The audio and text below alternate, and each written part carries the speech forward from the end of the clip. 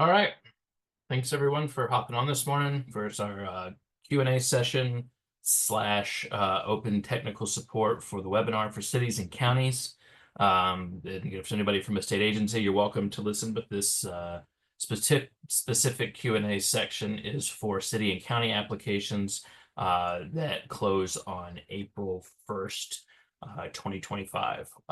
Before we jump into the regular Q&A section, I real quickly am going to walk through information that we shared in our most recent newsletter that went out that included tips and tips related to completing your application in the portal based on a lot of questions that the OAA team has recently received. I'm going to put a link to that particular newsletter in the chat.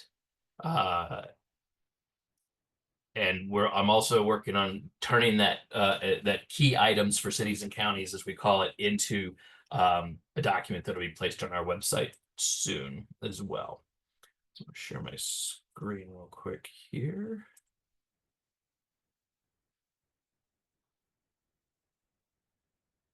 Okay, can you all see the document okay? Yes, sorry. Okay. All right, so key items for our city and county applications that are due on April 1st of this year. And so we'll start with the direct distribution report. It's a kind of a reminder, a completed direct distribution report is required of all participants in any OAA grants. This includes all partners and cooperative partnerships, regardless of their funding contributions. And then there's additional guidance is available on our website under grants info. So just a second, and I'm gonna pull this over. You go to the grants info tab and you click on individual distributions for cities and counties. There is the direct distribution guidance document. And also if you're on the cooperatives, it's also there. Ask you to, if you haven't done your direct distribution reports yet, to pay specific attention. There is part of the reason the guidance is out there is to try and help it make it easier for putting that information in the system. As there's some, in developing the system, there's some headers that don't quite jive with the way the process needs to flow. And this gives you the way to put it in the easiest to make sure that everything reconciles. And also any fiscal agents for cooperative projects, it's strongly recommended that you check with your partnering localities to ensure these reports have been completed. And even, thanks, Jenny.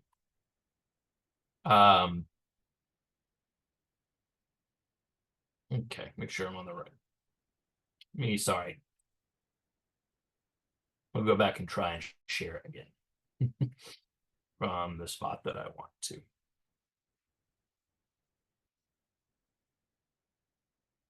You guys are not having to sit and look at the thousands of emails that I have.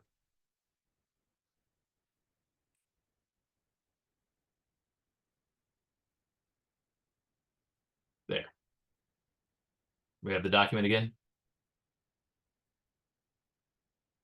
OAA team, can one of you confirm that you guys can see the document again properly? Thank you. All right.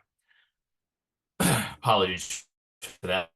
So fiscal agents, it's strongly recommended for you to check with your partnering localities to ensure these reports have been completed. And additionally, there are a few cooperative partners that that are not the fiscal agents that still have not registered in the system. So that's another thing you can do to reach out and check and make sure that they have. We are happy, the OAA is happy to help with anyone that needs help getting registered. We're trying to also do outreach directly to them. The number is dwindling, but we are a few days out.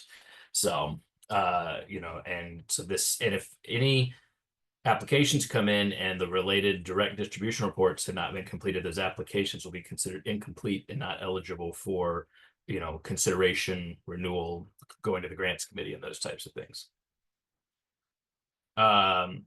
required fields. So anytime there's a required field in the application, it needs to be completed for the application to be considered complete. You won't be able to move along. You need to actually, there needs to be a full answer in there. This includes items such as long-term sustainability, objectives, performance measures, etc. If any of these items are not able to be determined, reach out to your abatement resource coordinator or to OAA staff for help to see if there maybe if some of these things haven't been figured out at this point in the process, you may need to think about switching to a planning process to occur before the application can be submitted. This is one that we know has hung up a number of people under application contacts.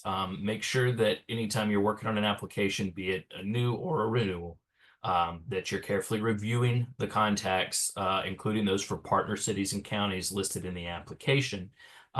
There is an OAA administrative contact that may load automatically. That was one that was used by OAA staff for loading your historical information. This is not an actual contact that you can use. You need to make sure that it's someone from, your city or county, or from, any partner cities and counties you're trying to send things like the cooperative agreement to. Otherwise, it just goes into a no reply email on our end and doesn't get out to the people that needs it. Renewals and amendments. The text box fields in the application may populate with some of the historical data that's automatically loaded by the system. But this data can be modified to properly complete the item. Many fields may need it to be updated. If you're if your first year award was just new and now you're going into a renewal, because the renewal questions are a little bit different, such as the narrative box on a new application is one that asks for an update on the status of the project when you go to a renewal. So just be careful to check those things as your ticket and tie-in before you go towards submitting. Oh, I'm going to back up to contacts 1 second. It's not listed here in the document, but before it gets published, I will add it. We had a good question from a locality today that when you're choosing someone to be like the contact person for an application, that does not prevent, by designating them, that does not prevent anyone else that has access in the portal from doing work on that application. If you have access to the portal, you can do work on any application or report that's in there. Choosing the contact just gives us the ability to know who is the right person to reach out to. Sorry.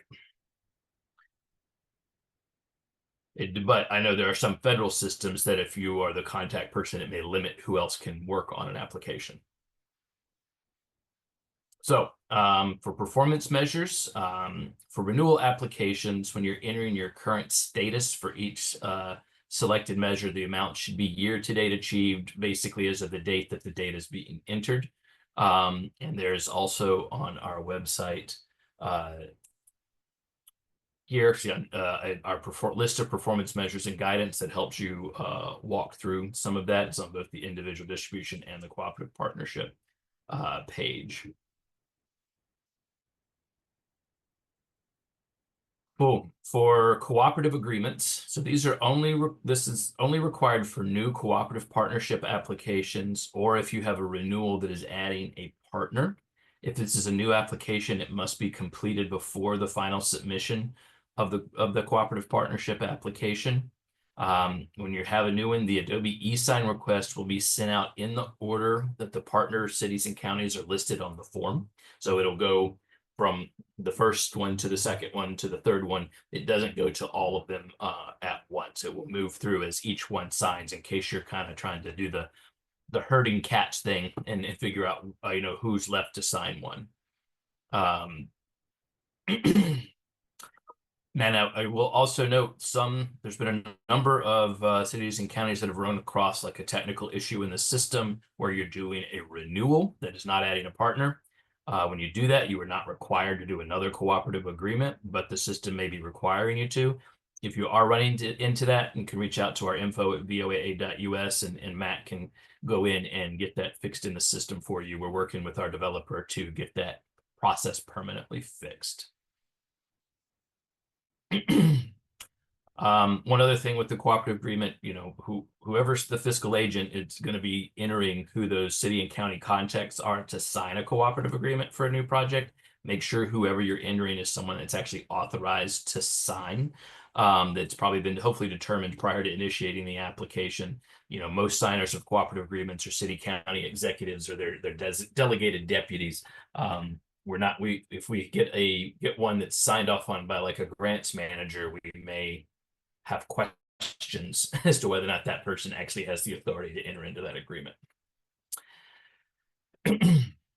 And as I mentioned earlier, watch for that OAA administrative contract to potentially be auto-populated from the historical entry and switch that over to someone else. So, budget guidance. There's an order for entering the budget information. It's a sequence that the system requires. You do your personnel expenditures, and then you do your operating or capital expenditures, and then you go to the budget overview tab, which includes where you enter your matching funds and how much funds from OAA awards you're requesting.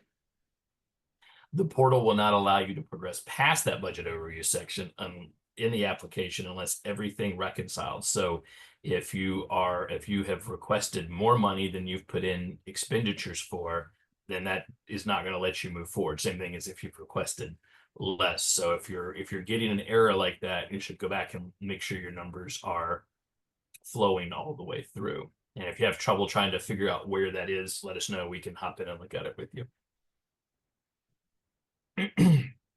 Renewals. So carry forward requests.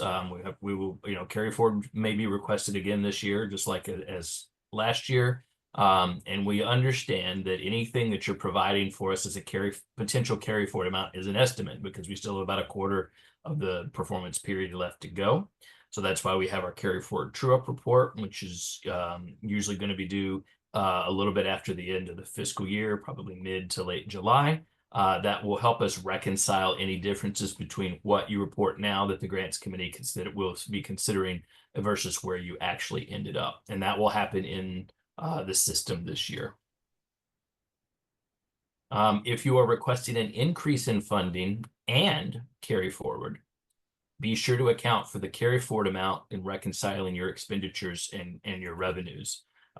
It should be that if you request carry forward of FY25 funds, the carry forward amount will automatically be added to your FY26 funding request. So if you're carrying the funds forward and you need additional funds on top of that, make sure you have enough expenditures to balance that out. Otherwise, it's going to reduce any like FY26 request.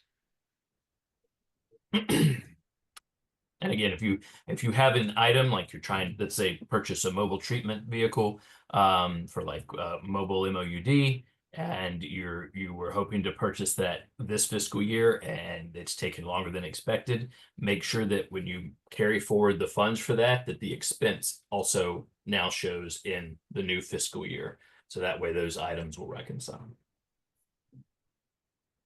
Additionally, the out years, so for cooperative partnerships, you can have up to, 4 renewals after your first year, should have up to 5 years.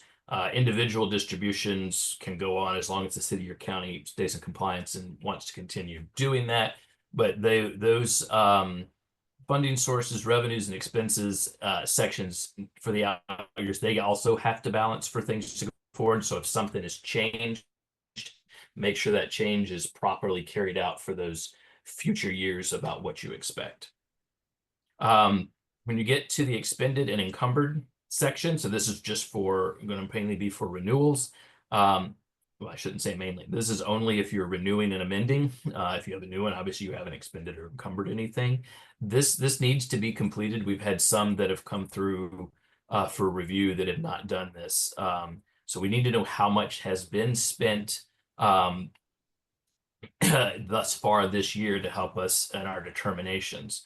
So it should reflect your year-to-date amounts expended based on whenever you're entering the data in. So if the most recent stuff you have is as of yesterday, then that's fantastic. If it says of the end of last month, that's fine as well. That's not uncommon. So it's whatever the most recent you've got at the date that you're entering the information in. So there may be an opportunity for you to kind of update and align projects where expenditures are more aligning than how they might have been laid out in the initial budget. So you'd be revising items from one budget category to another. When you're doing that, you just do that for the out years. Just do for the fiscal year 26 and out. Keep the FY25 the way it is, because any awards that are coming in now are going to be for starting in July of 26. We're not going to be issuing any additional amendments or awards in FY25 because we're so close to the end of the performance period. So you make sure that you enter and update the expense amount in the proper category line, and it may require you to add a new expense. So if you had something in personnel because you plan to hire someone, and then you're like, we're not finding anybody, but we've got an opportunity to get a contractor, so that would move that line item from personnel down to operating. And then so you would basically zero in personnel, you would zero out the 26 and any out years for that line item, and then you would go to operating and add the cost there, and then that should net you out going forward. So, and some additional clarification, and this is different than if any of you actually got any awards in like or applied in FY23 and got FY24 awards. For personnel expenses, they should only include direct employees of the applicant or the fiscal agent, city or county. If the people that are going to be employed are going to be employed by a subrecipient, then they should not be in personnel. So some of you, to catch up to this, may need to make some adjustments, just why we give the adjustment example. That belongs in operating expenses and should be part of a line item related to that particular subrecipient. Operating expenses, anything that's a direct operating expense for the applicant or a fiscal agent, a city or county, should be there. And then the subrecipients themselves should also be listed here as a line item with the total amount allocated. Details of your subrecipients, the budget should be included in the subrecipient agreement, and that should be attached to the application. Capital expenses, some additional clarification here.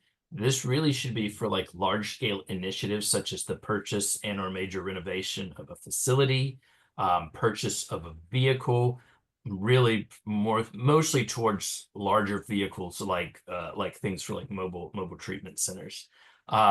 We had a question come in about architectural and engineering costs, and I failed to include that here because that is only done related to capital costs. Those would also belong in this section.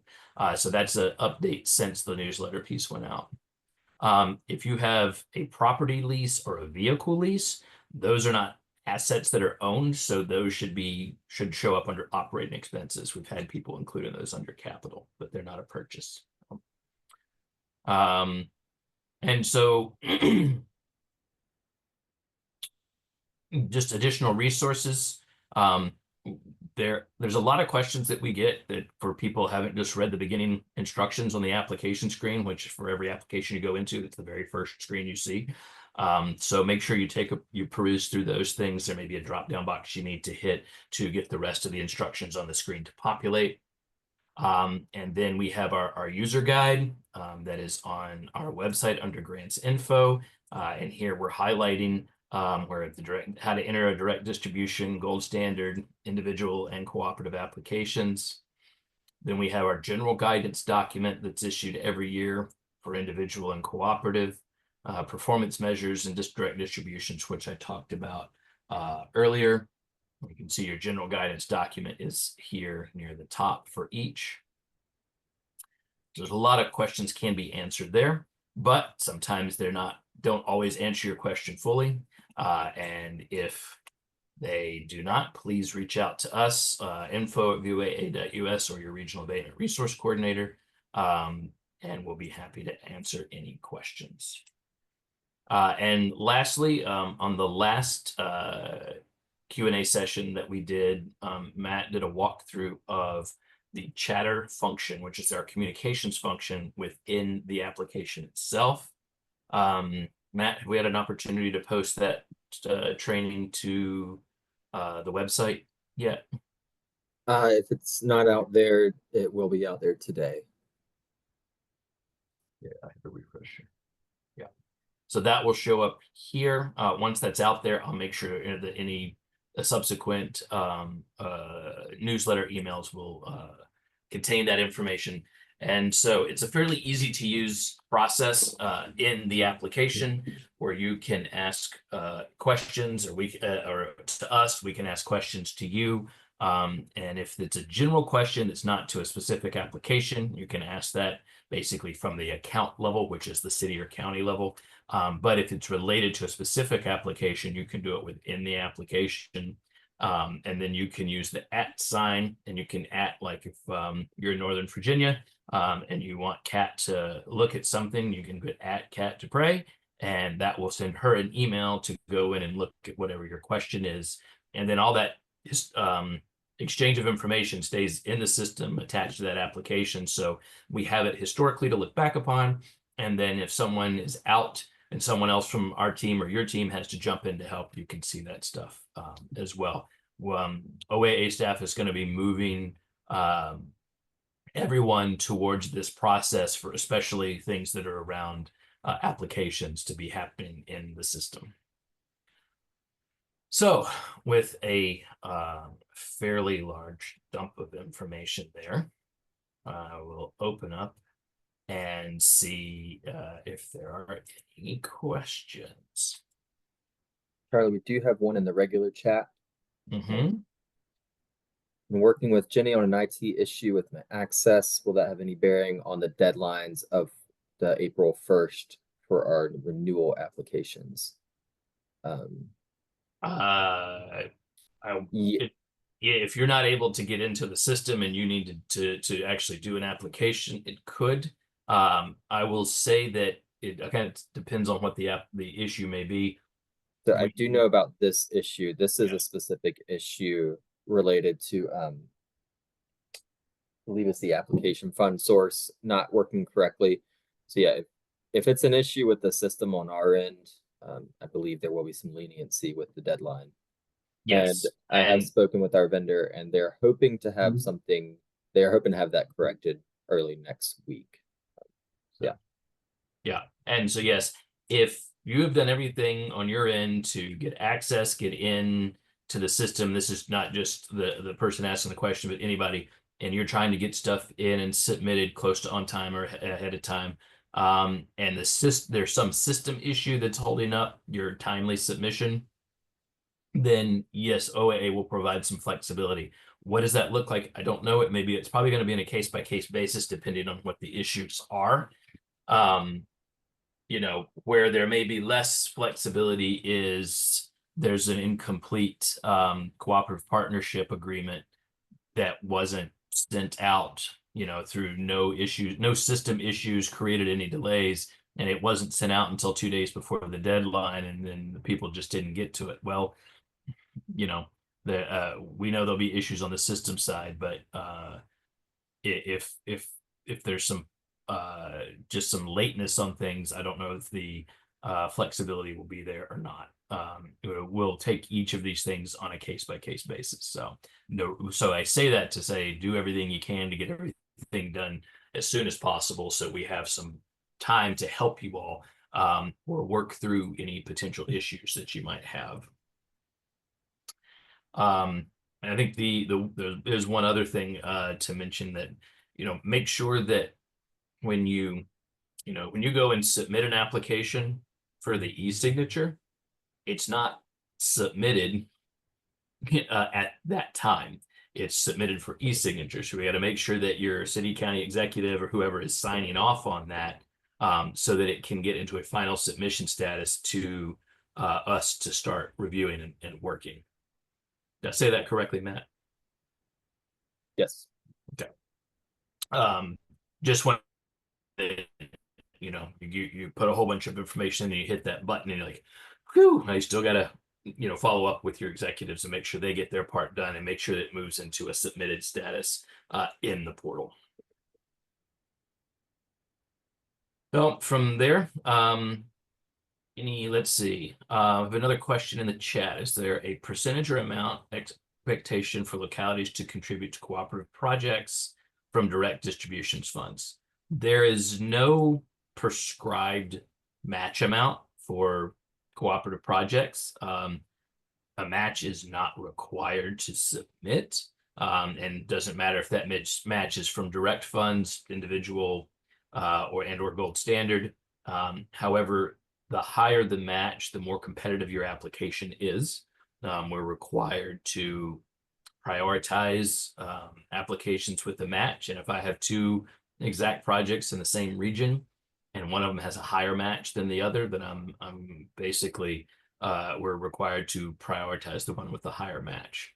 What I can say is we've definitely gotten some applications that have had matches lower than 10%, and in the most cases they have not been able to be funded, not just because it was less than 10%, but that usually went to the fact that there was a lot of money being asked of OAA and not a lot being brought in otherwise, and so it wasn't as competitive as other applications were. So we don't prescribe an amount, we don't require an amount, but it is strongly suggested, and the more that you can put in, the easier it is for us to fund it and the more competitive that it becomes. If there's any other questions, you can type in the chat, you can type in the Q&A, or you can do a hand raise if you want to ask in, and we can promote you to talk. And again, this can be general questions about the grants, or portal questions or issues that you've been running into.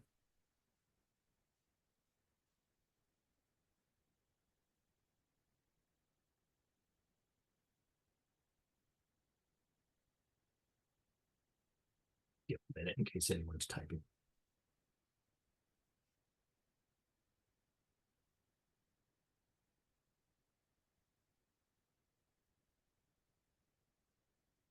All right, I'm not seeing anything else.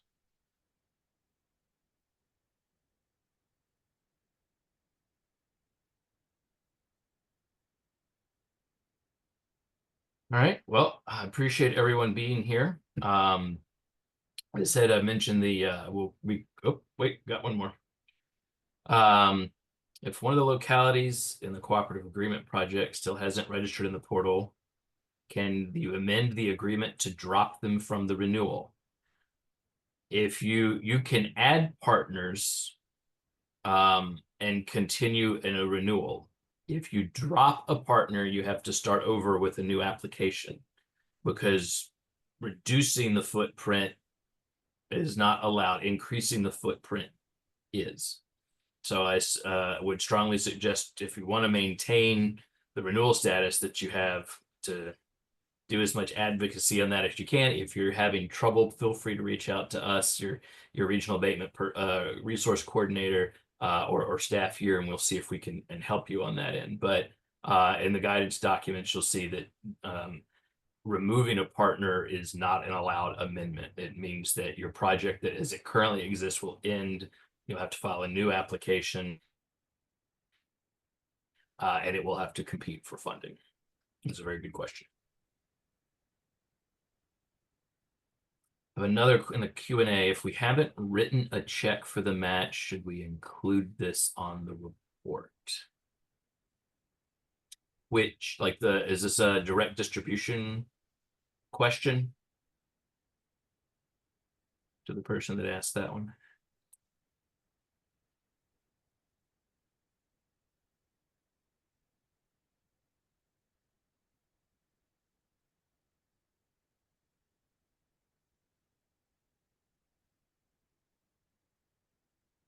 I think truly the thought is yes. So if you have allocated, let's see, on the direct distribution report, the guidance we have on the direct distribution report is just about what has been expended.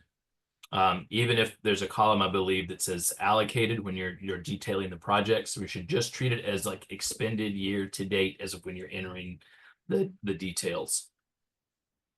So if it hasn't actually been expended when you're entering it, then you would not include it on this year's report.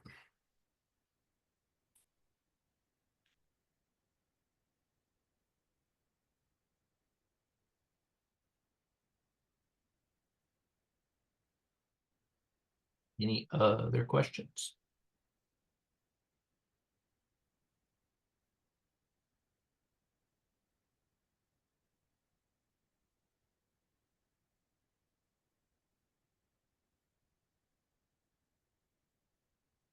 Okay, we're good. Thanks everybody for their time. And as I mentioned, we'll get the document out soon, and there'll be probably one more got little guidance documents coming out for that kind of just helps cooperative partners see what they show how they can see their the awards that they're a part of, but not the fiscal agent, and making sure that any steps that they need to follow, like completing the direct distribution report and providing commitment for any matching funds in writing to the fiscal agent, that those things are done as part of the application process. Appreciate everybody being here, and we have one more of these scheduled next Wednesday at 10 before the application period closes. And like I said, if you need any support, please reach out through our emails or using the chatter function in the application. Thank you.